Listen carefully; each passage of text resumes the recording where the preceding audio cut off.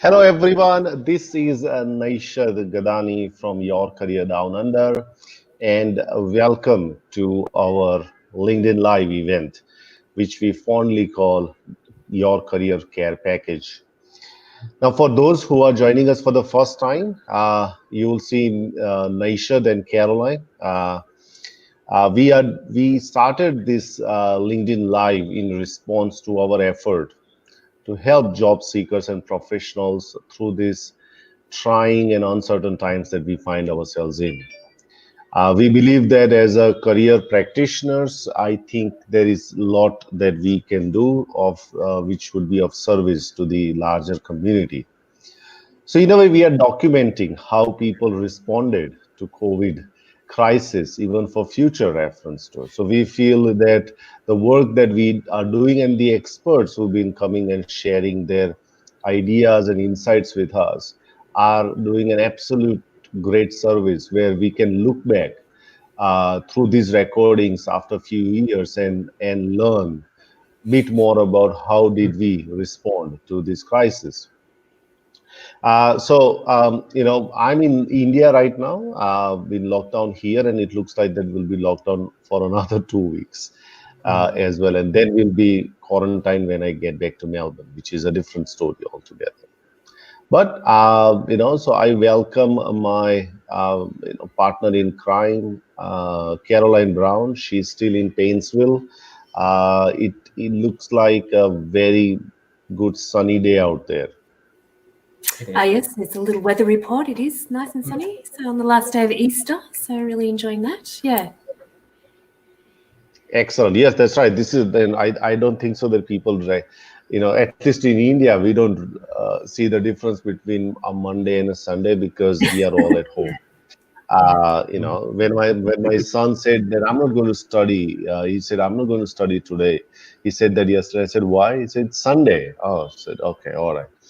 But it is an absolute privilege to bring the guest here, Dominic. So I know Dominic for a long time, and we have exchanged interactions, and I've seen Dominic, sort of growing from strength to strength, and we are absolutely thrilled to talk about a topic which a lot of people talk about it, but probably not fully understood. So we decided to bring Dominic to really unpack the idea of resilience, and specifically in the context of jobs and career. So Dominic, welcome to Career Care Package LinkedIn Live events. Can you start with telling a bit of story about yourself? Where did you start? Because you were an international student, and how did you get where you are right now? So once again, thanks so much, Naisha and Caroline, for having me on this show. Definitely a privilege and pleasure to be with you guys. So I'm Dominic, I was born in Singapore. When I was in Singapore, I did my degree in mechanical engineering. So I did my internship in Motorola before we had smartphones, and that was really fun. So when I finished my studies, I decided to come over to Melbourne to pursue my postgrad studies in engineering management and business. So that was came to Melbourne in 2011. So by the time I graduated in 2015, I got a job as in sales and business development. But because I was really fresh out of uni, I didn't know how to sell the company's product, so I wasn't able to perform.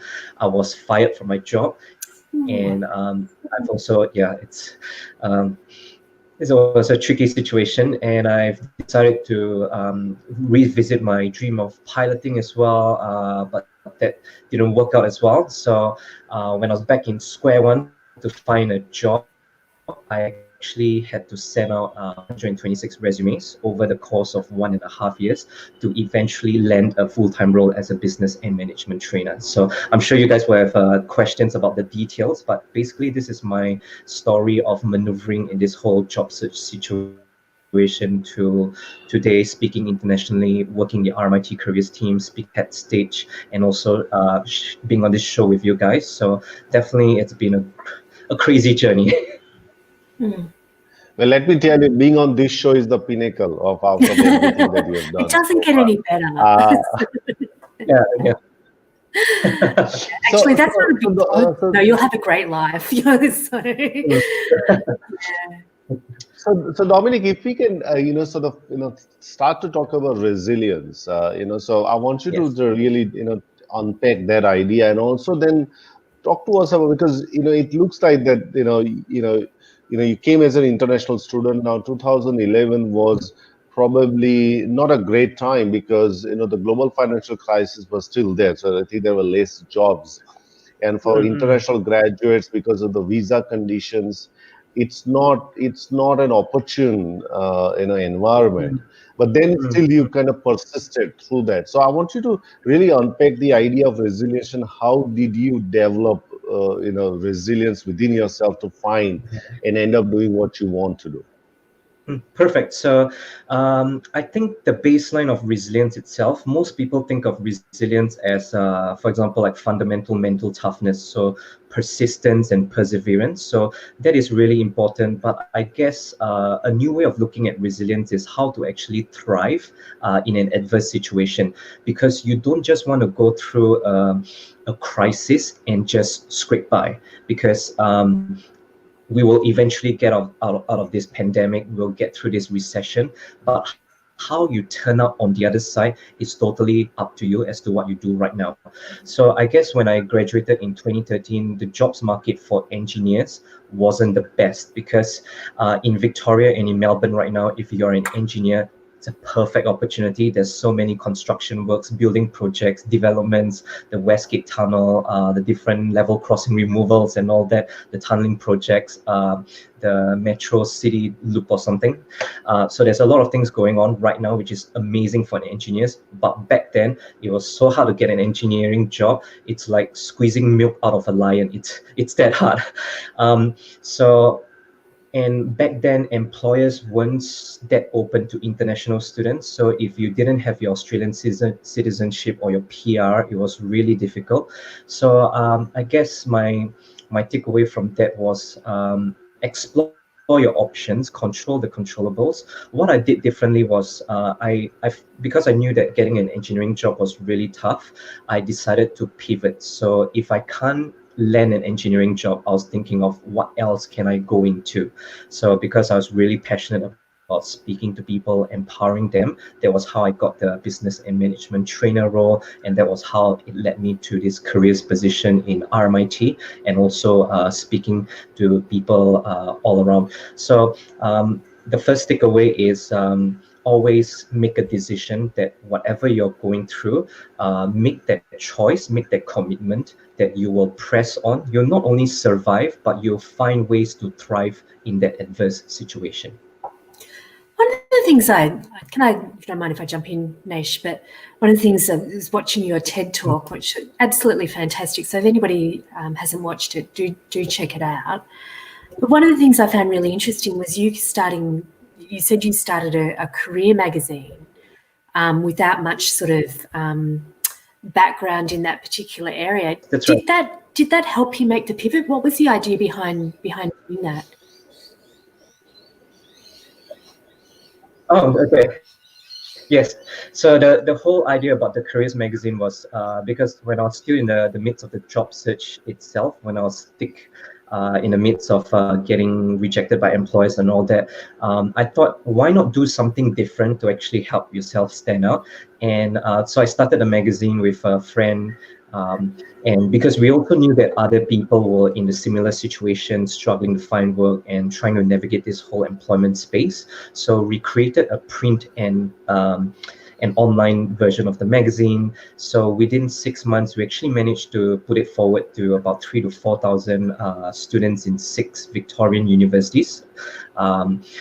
And it also gave me the opportunities to conduct careers workshops in Melbourne Uni as well as RMIT. So I guess it's always, because what I found, which was really useful, is if you can't find experience, find ways to create experience for yourself, whether it's a startup, through a project, through volunteering.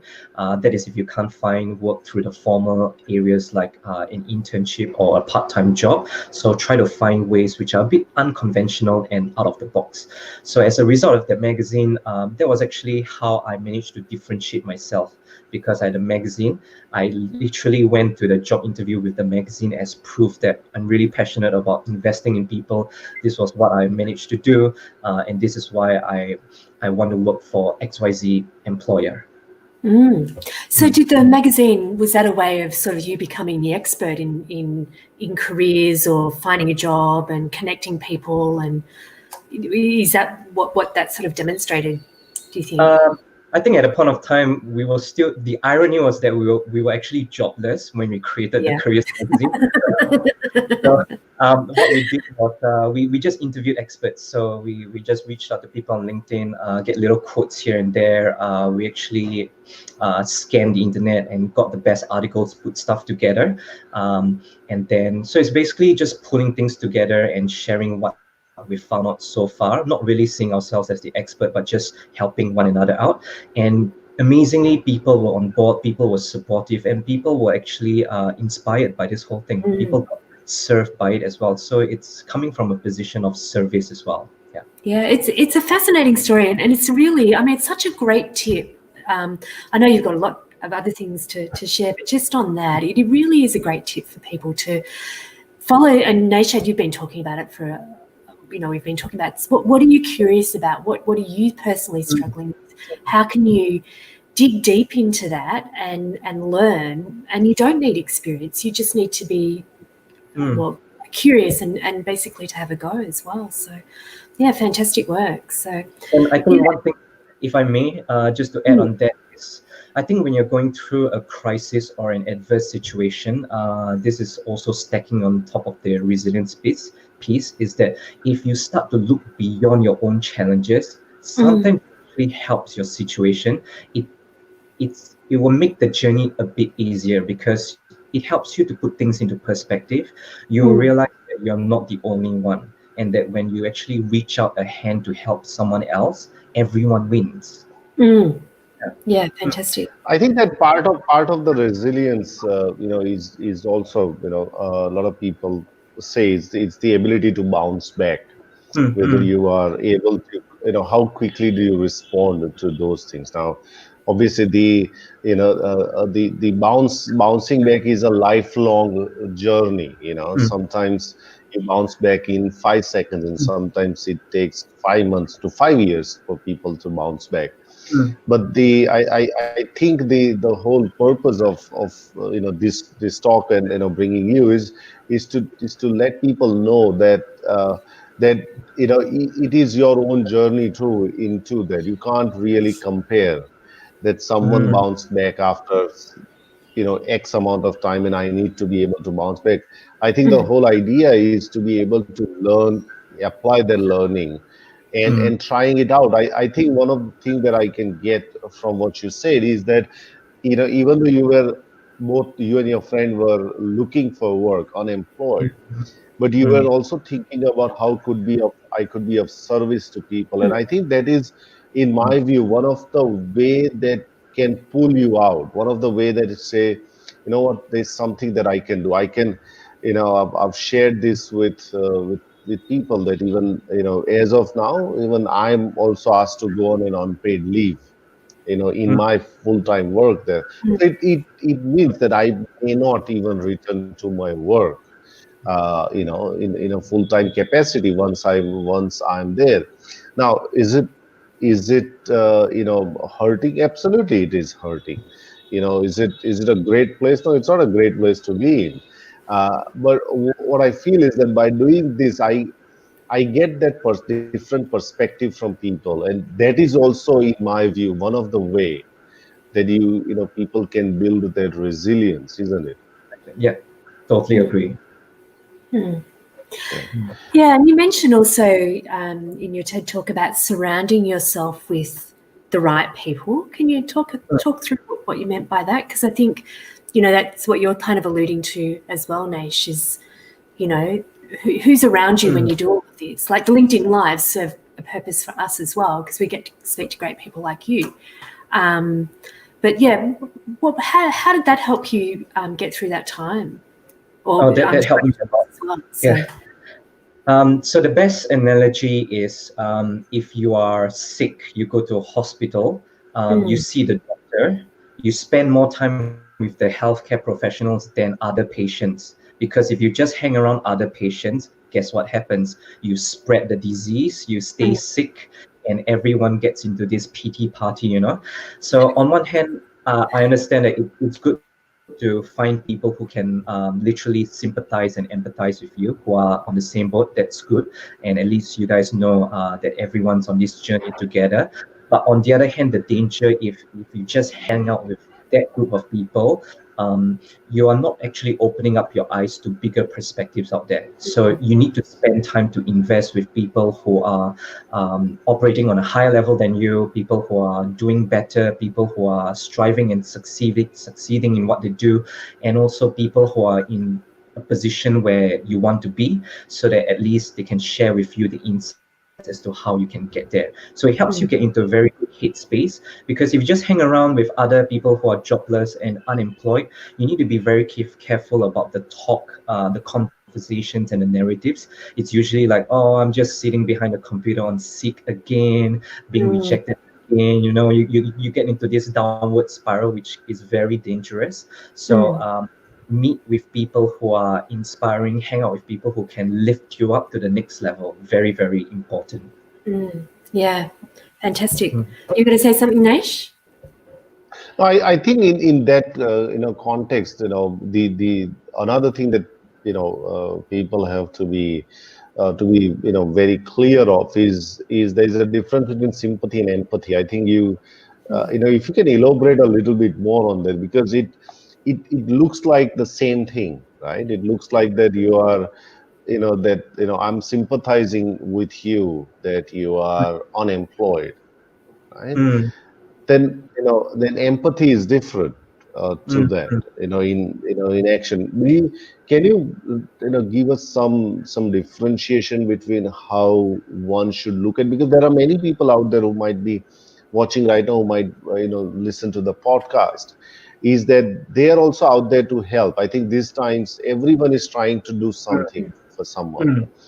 If we can tell people that how they can approach in the context of unemployment, about if they see somebody unemployed, then whether they can sympathize and say how poor Yeah.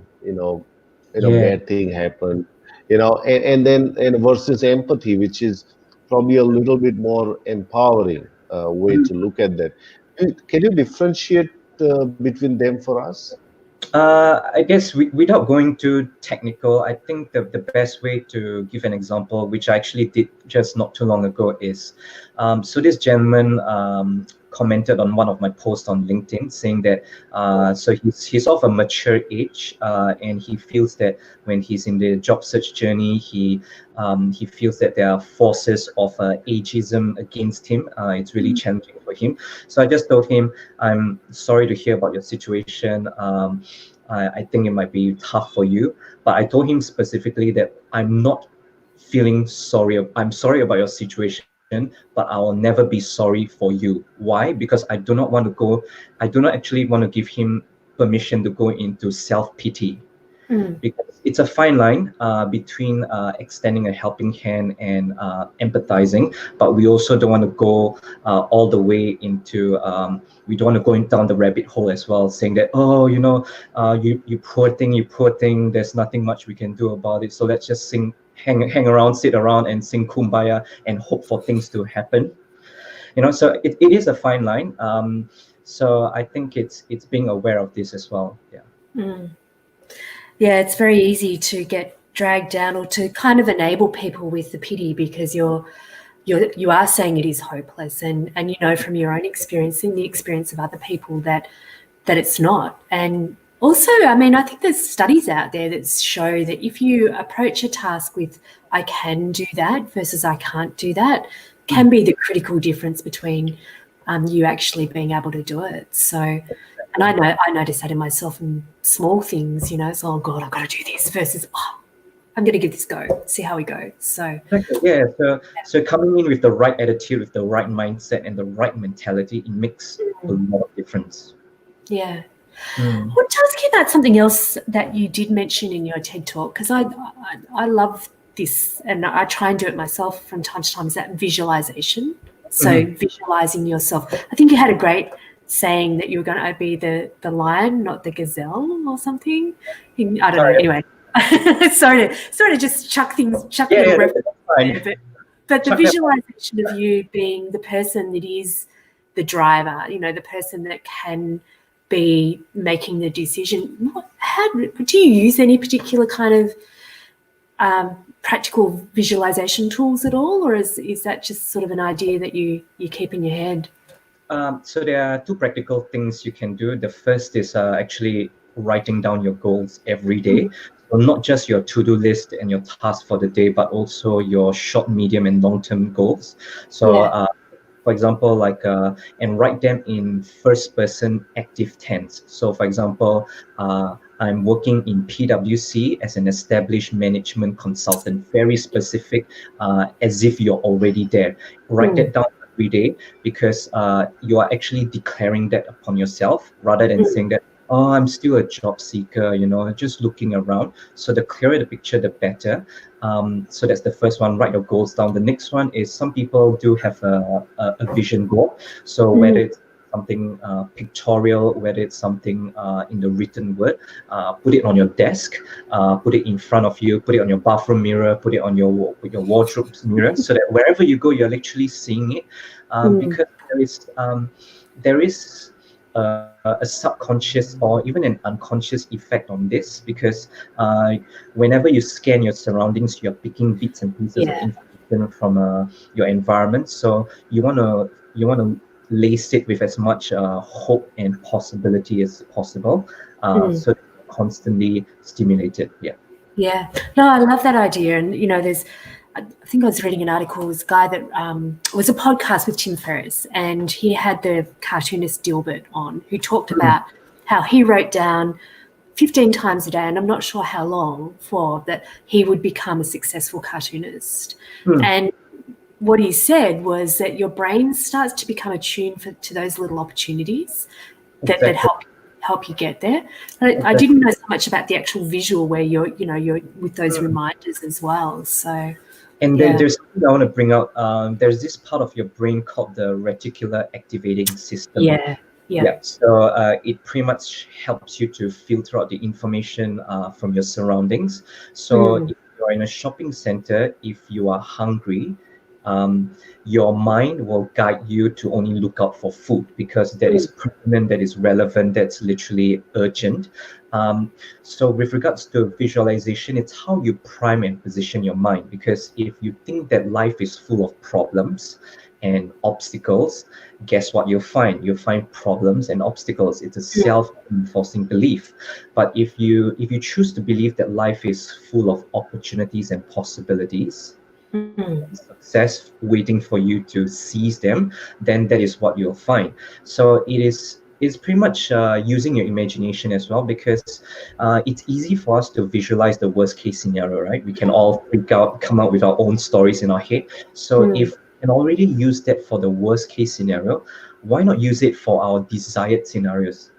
So you visualize yourself going into an interview, being very confident, being very articulate, and actually crushing the whole process. Why not?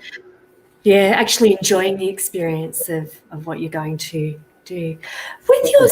With your sort of turnaround, was there one thing that, like one sort of fork in the road or moment that you decided to make a switch from, sending out all those resumes to, was there one sort of pivotal moment for you that flicked the switch in terms of taking a new direction? Yes, exactly.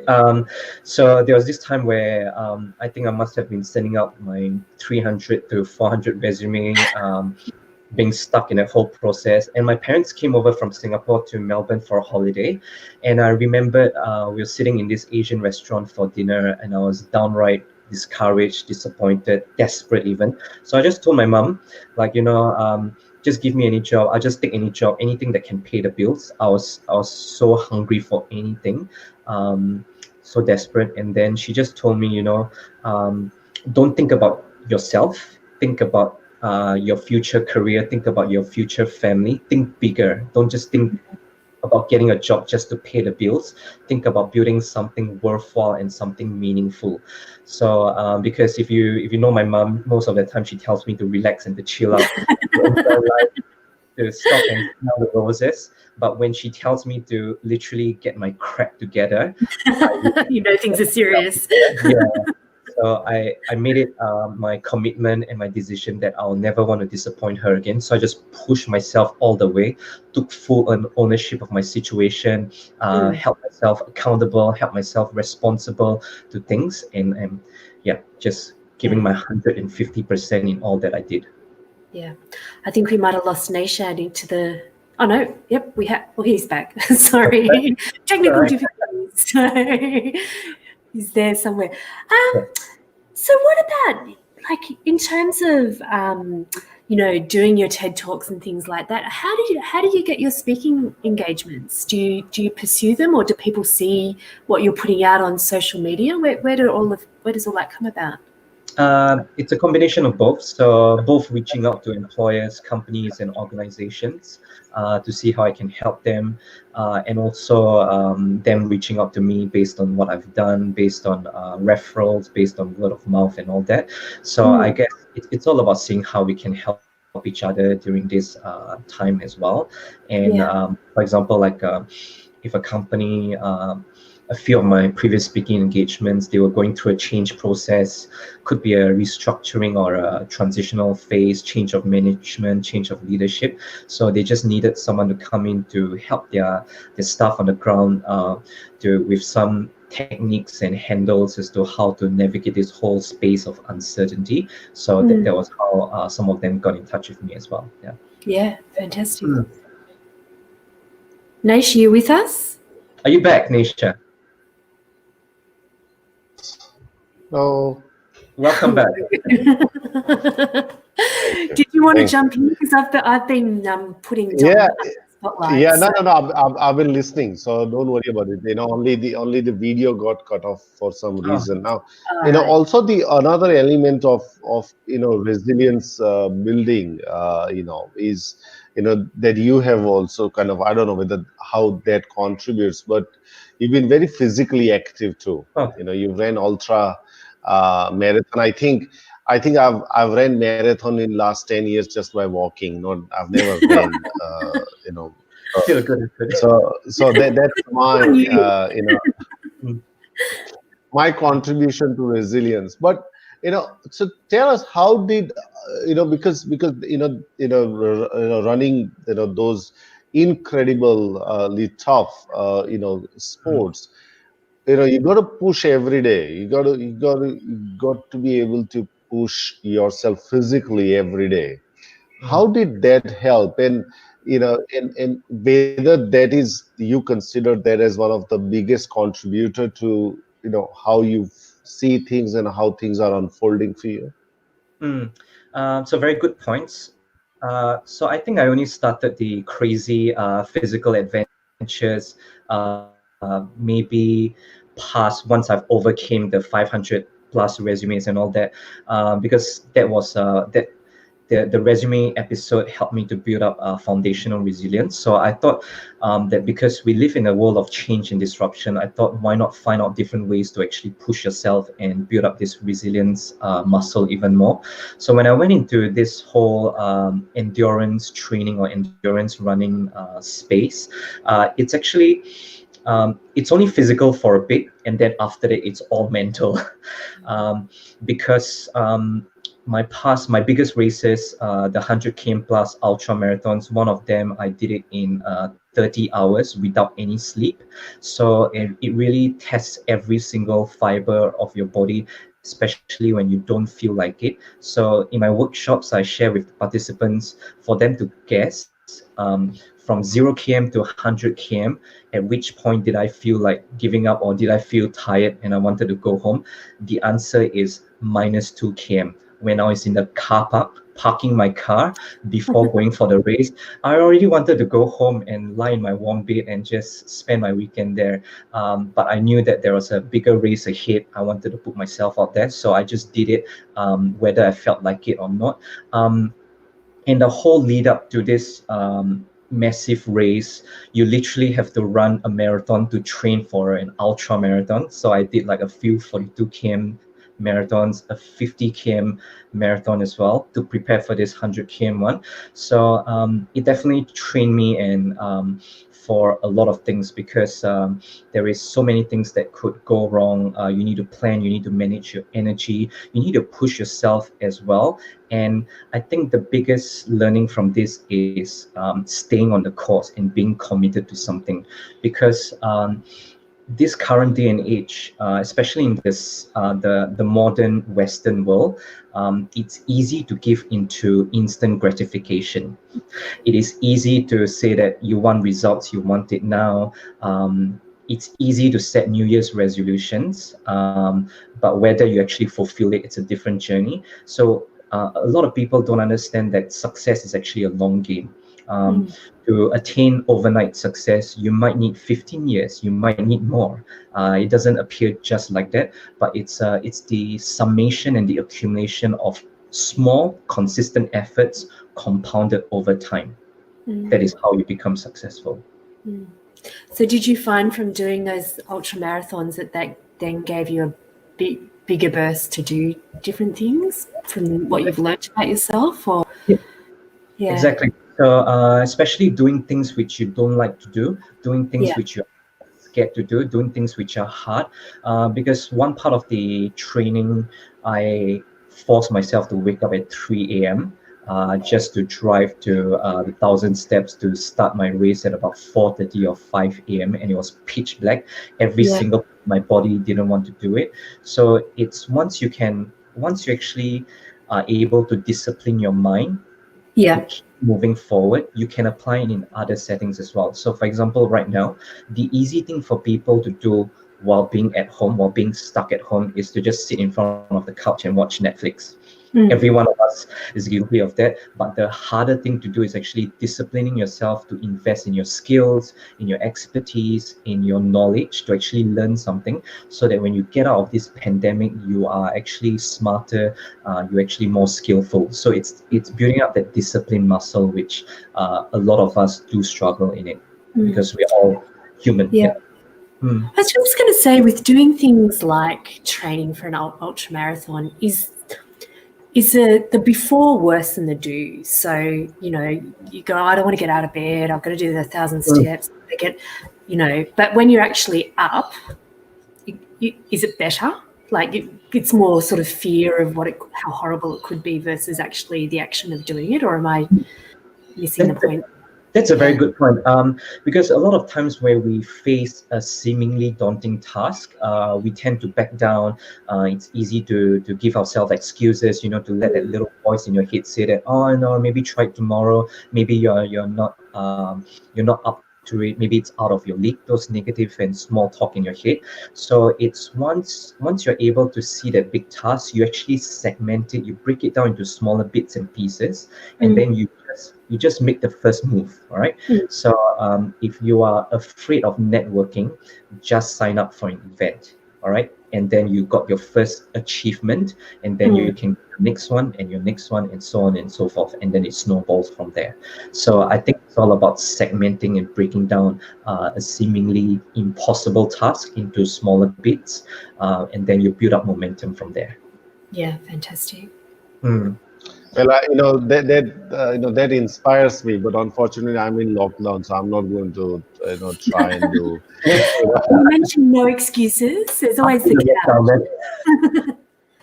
I can show this LinkedIn Live to all the cops that find me and say, see this LinkedIn Live. Dominic asked me to do. He inspired me, so I'm not at all at fault. If you want to charge, you can charge Dominic. But if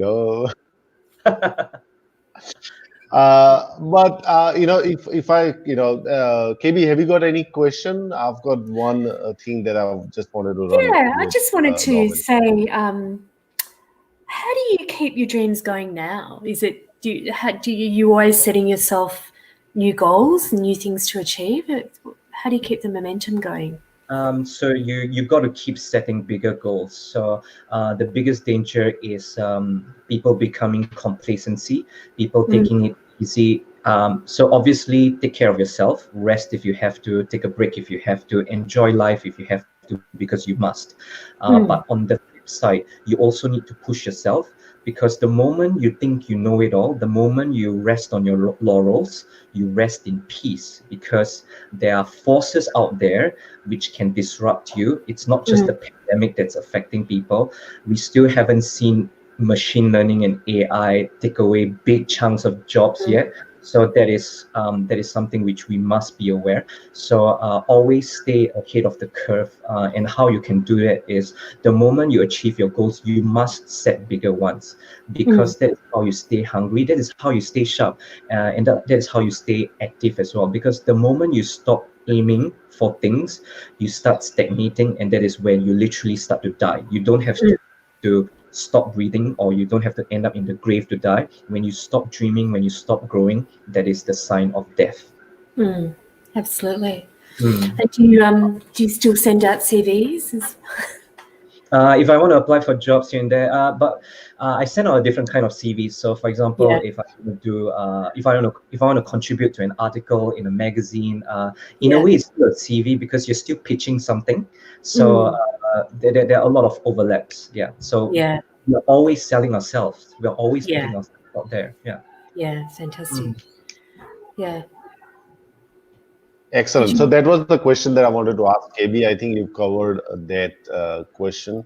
But to wrap this up, Dominic, I'm pretty sure that you've inspired many people to to continue their their journey, and the pursuit of career happiness, or the pursuit of their dream is probably more important than ever. And I think these adverse circumstances, we start to dig deeper into our experiences, into our skills, into our what do we want to do. Now, I avoid using the word passion because it has been used so many times, and then after a while, it just loses that kind of the weight of the word loses that. So I sometimes avoid using that. But I think the whatever that you want to call that as a success, you want to call that your passion, you want to call contribution, whatever. But I think it is an opportune time for everybody to take pause, reflect, because you can't control things which are outside. I can't control. I want to go back to Australia, but I can't, right? I'm in a situation where I can't. So, and I have to, rather than me resisting that idea, what can I do to continue to create that momentum? So I think those are some of the takeaways for me. And Dominic, any last words of wisdom from you before we wrap this up? Yes, there is something which I want to share, and I must share. So I do this at the end of my workshops. So the greatest pain in life is not the pain of failure. It is not the pain of rejection. It is not the pain of disappointment. It is not the pain of discipline. It's not even the pain of success. It's not even the pain of failure. Yeah. It is actually the pain of regret. So we'll all grow old, and one day down the road, when you're lying on your deathbed, all right, where you actually can't pursue your dreams anymore, that is when it is too late to say that if only I had, should have, could have, would have. By then it is too late. So what we have right now, it might seem like a crazy situation, but within it are opportunities. So while we are still healthy, while we can do certain things within our control, seize the opportunities, put yourself out there, because this too shall pass. The pandemic will be over, the recession will be over. But if you go to your grave with unfulfilled potential and unfulfilled dreams, that is a waste, and that is the most painful. Yeah. Fantastic. Absolute words of wisdom, I think. Yeah. So, yeah. I just wanted, before we wrap up, remind people that if they want to get a daily update of what we're doing, instead of sort of lurching through LinkedIn to find out what's going on, I'll put the link to subscribe to our newsletter, where we send it out every day with what we're doing, at the bottom in these comments. So, and also check out Dominic's LinkedIn page. He's got some great links and great articles there. And I'm sure, reach out for advice. If I can put you up for that, or any tips, that would be fantastic as well. And Dominic's appointment starts at 5 a.m. at 1,000 steps in Melbourne. Just for people. Yeah, you can come find me. Once the lockdown is over. That's part of your motivation. Thank you. Thank you very much, Dominic. You've been absolutely sensational. It is an absolute joy to have you on our LinkedIn, and you must have inspired many, many people out there. So for the listeners, if you if you want to hear this, I'll be putting this on my podcast today itself. So go to any of your podcast platforms, teachers, Spotify, iTunes, Anchor, and just search for Your Career Down Under, and you will see this podcast along with the other podcasts that we have done.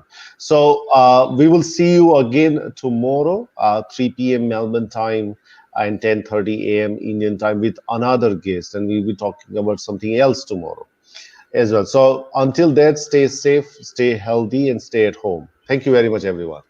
Bye, everyone. Thanks, Dominic. Yeah. Bye, everyone. See ya.